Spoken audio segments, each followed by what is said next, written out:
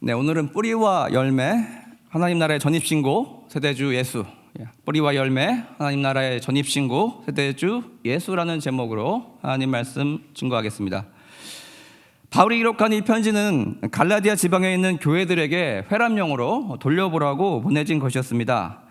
갈라디아라는 지명이 어느 특정 도시의 이름이라면 어느 곳에 보냈구나 이렇게 더 이해하기가 쉬울 것 같습니다. 근데 여러분, 갈라디아는 한 도시의 이름이 아닙니다. 주 또는 도 개념입니다. 훨씬 넓은 지역을 아우르는 그런 지명으로 사용되어지고 있습니다. 그럼 갈라디아는 사도 바울이 여행했던 전도지 중에 과연 어느 곳을 가리키는 것일까요? 여기는 두 가지 학설이 있습니다. 북갈라디아설이 있고 남갈라디아설이 있습니다. 사도행전에 분명히 기록되어 있는 내용과 일치하는 남갈라디아설을 소개해드리고 싶습니다. 남갈라디아설에 따르면 바울이 1차 전도 여행 때 세운 교회들이 속한 그 지역을 이야기합니다. 오늘날 터키 남부 지역으로 이해하시면 쉽겠습니다. 그가 1차 전도 여행 때 방문했던, 저는 내 도시를 이렇게 외웁니다. 아니 루터가 나타났어? 아니 루터? 이렇게 외웁니다. 안디옥, 이고니온, 루스드라, 더베. 앞글자만 따서 아니루도에 세워진 교회 앞으로 보내진 편지였습니다. 이 갈라디아서는요, 얼마 전에 루터에 의해서 시작되었던 종교개혁 500년을 맞이한 우리에게 더욱더 의미 있게 다가옵니다. 왜냐하면 여러분, 갈라디아서가 종종 루터의 책으로 그렇게 언급되기 때문입니다. 우리는 로마서가 루터의 책으로 언급될 것 같은데 왜 갈라디아서가 루터의 책으로 언급될까요? 종교개혁의 효시였던 마틴 루터는요, 당시에 어마어마한 전 유럽을 꽉 잡고 있었던 로마 가톨릭의 신학에 맞서서 설교하기 시작했습니다. 또 그의 저술 중에, 그의 설교 중에 로마서와 함께 이 갈라디아서 서신서를요, 강력한 하나님의 말씀의 증거로서 성경적 레퍼런스로 자주 사용했다는 것입니다. 여러분, 갈라디아서에 다른 별명이 있습니다. 기독교 자유의 대헌장이라고 불리기도 합니다. 마그나 카르타, 이 라틴어인데요, 이것은 줄임말이에요. 뭐의 줄임말이냐? 마그나 카르타 리베르타툼이라고 해서 뒤에 리베르타툼이란 이 단어가 생략되어 있습니다. 직역하자면 마그나, 대충 감이 오시죠? 큰 이런 뜻이고, 카르타는 문서란 뜻입니다. 그리고 리베르타툼은 자유, 리버티, 자유란 뜻입니다. 즉 자유를 위한 큰 문서라는 의미를 지니고 있습니다. 여러분, 이 대헌장이란 말은 어디서 나왔는지 혹시 여러분 아십니까? 이 말은 영국의 마그나 카르타라는 곳에서 기원했습니다. 무슨 일이 벌어졌었냐? 1215년에 영국의 존 왕이 귀족들의 요구에 의해서 굴복하여서 서명한 문서를 이야기합니다. 왕이 과연 무엇에 굴복했습니까? 그때 당시 내용이 이거였습니다. 국왕일지라도 법적인 절차를 존중해야 되고 왕의 권리도 법률에 의해서 제한받을 수 있다라는 내용을 그 골자로 하고 있습니다. 즉 여러분, 나 왕이니까 다 할 수 있어. 내가 뭘 하든 무슨 상관이야. 그렇게 할 수 없다는 것입니다. 즉 입헌 군주제라고 불리죠. 왕이 누릴 권리조차도 그 자유의 한계도 헌법의 법 아래 있음을 서명한 것입니다. 여러분, 이 문서가 전 세계 법치주의 확립에 큰 기여를 한 것으로 평가를 받고 있습니다. 이 다시 갈라디아서로 돌아와서 이 문서가 기독교인의 자유의 대헌장이라고 불리는 이유도 이와 비슷한 사유에서입니다. 기독교인들이 의롭게 되는 원인은 무엇이냐? 즉 죄로부터 자유롭게 되는 것은 율법의 행위가 아니라 오직 하나님의 아들을 믿는 믿음으로서만 가능하게 되었다라고 명시하는 내용이 갈라디아서에 힘있게 기록되어 있기 때문입니다. 예를 들어서 갈라디아서의 오늘 같이 읽은 핵심 구절 2장 16절 보시면, 사람이 이롭게 되는 것은 율법의 행위로 말미암음이 아니요 오직 예수 그리스도를 믿음으로 말미암는 줄 알므로 우리가 그리스도 예수를 믿나니 이는 우리가 율법의 행위로서가 아니고 그리스도를 믿음으로써 의롭다함을 얻으려 함이라. 율법의 행위로는 의롭다함을 얻을 육체가 없느니라. 이렇게 기록되어 있습니다. 여러분, 이 구절은요, 아주 유명한 로마서 1장 17절 구절과 굉장히 닮아 있습니다. 복음에는 하나님의 의가 나타나서 믿음에 이르게 하나니 기록된 바 오직 의인은 믿음으로 말미암아 살리라.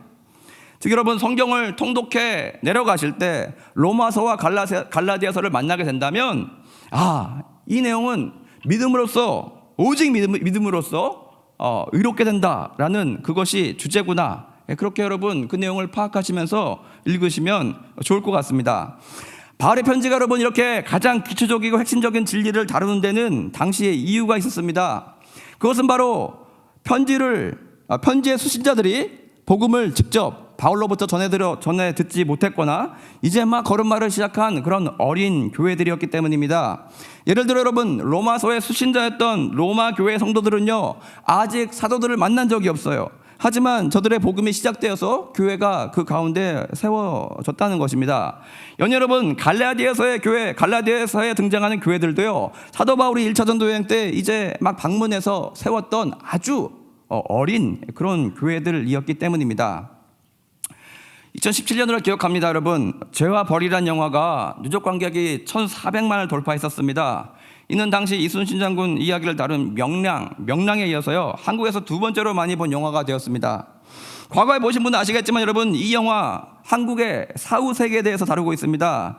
7가지 제목을 다 무죄로 통과한 사람만이 결국 귀인이라는 타이틀을 얻어서 다시 환생하게 된다. 그 상급을 받아서 환생하게 된다는 그런 내용이었습니다.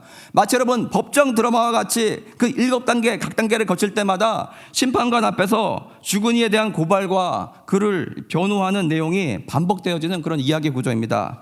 여러분, 이 영화가 왜 그렇게 인기가 좋았을까요?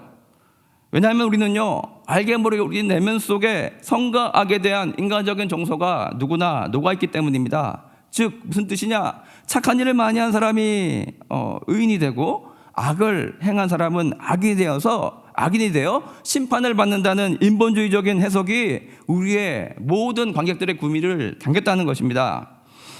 비슷한 유혹이 오늘 우리가 같이 읽은 갈라디아 지방 교회들에게도 찾아왔습니다. 바울이 여러분, 루스드라에서 적대자들에게 돌을 맞아 기절하기까지 그렇게 혼신의 힘을 다해서 목숨을 걸고 생명 걸고 세웠던 갈라디아 교회들에게 예수 그리스도의 복음이 언젠가부터 희석화되고요, 희미하게 되었고 유대교의 율법주의로 다시 돌아가려고 하는 그런 움직임이 나타나고 있었기 때문이었습니다. 그런 그들에게 바울은요, 목에 핏대를 세우면서 다시 한번 힘주어서 인간이 생각하는 구원의 기준이 아니라 인간의 생각으로는 도저히 다다를 수 없는, 이해할 수도 없는 하나님의 기준을 다시 한번 굳게 세우라고 그렇게 호소하고 있는 것입니다. 즉 사람이 이롭게 되는 것은 율법의 행위로 말미암음이 아니요, 오직 그리스도를 믿는 그 믿음으로서만 가능하다, 그렇게 힘주어 이야기하고 있습니다. 여러분, 한번 생각해 보십시오. 우리 율법이 강조하며 따르라고 하는 것들이 여러분 나쁜 것들입니까?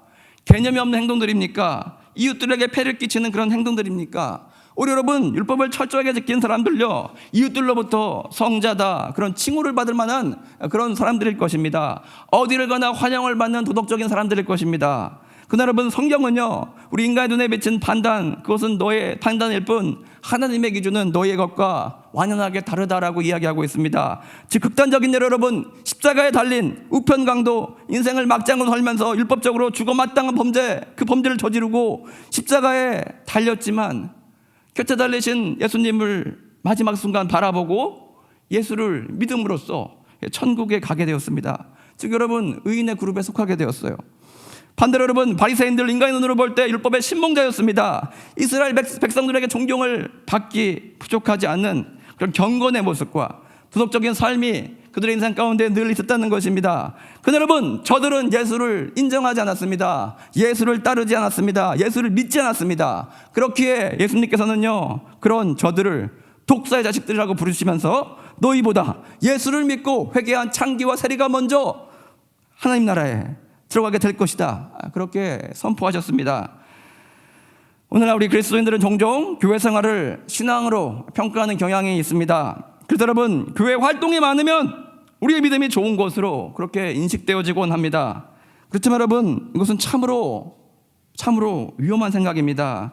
이런 겉으로 드러나는 활동을 믿음으로 착각할 때 우리 그리스도인들은 언제부터인가 다시 종의 멍에를 매기 시작합니다.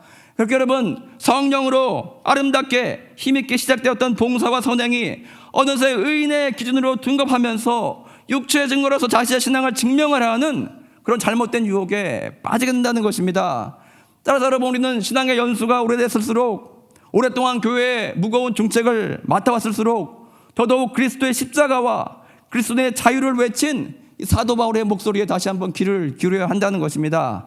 그래 여러분, 우리 신앙의 본질로부터 휩쓸려서 떠내려가는 일이 없게 됩니다. 즉 여러분, 외형적인 것에 얽매는 그런 누를 범하지 않게 된다는 것입니다. 갈라디아에서 기독교인의 자유의 대원장이 선포하고 있듯이 우리가 하나님 앞에 의인이 되는 것은 오직 그리스도를 믿는, 예수를 믿는 믿음으로서만 가능하게 됩니다.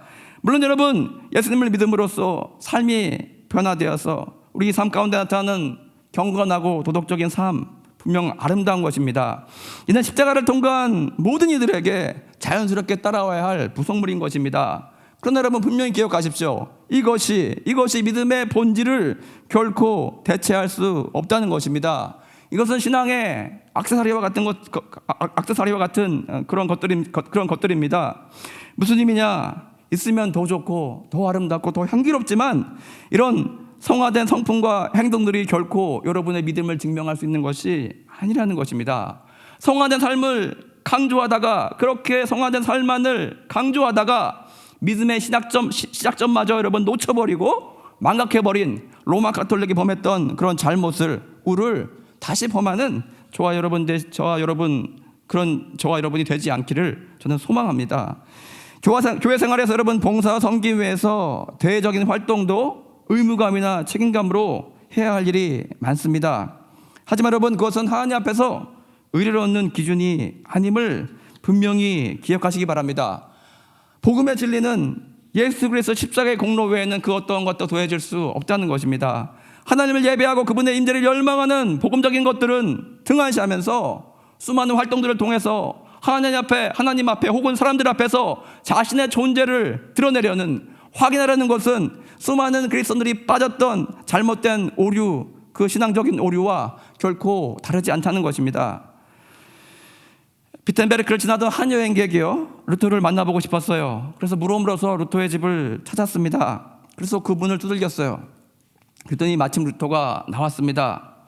안녕하세요, 마틴 루터 씨 계십니까? 저 얘기 좀 나누고 싶습니다. 근데 루터는 그에게 이렇게 대답했습니다. 루터는 죽었습니다.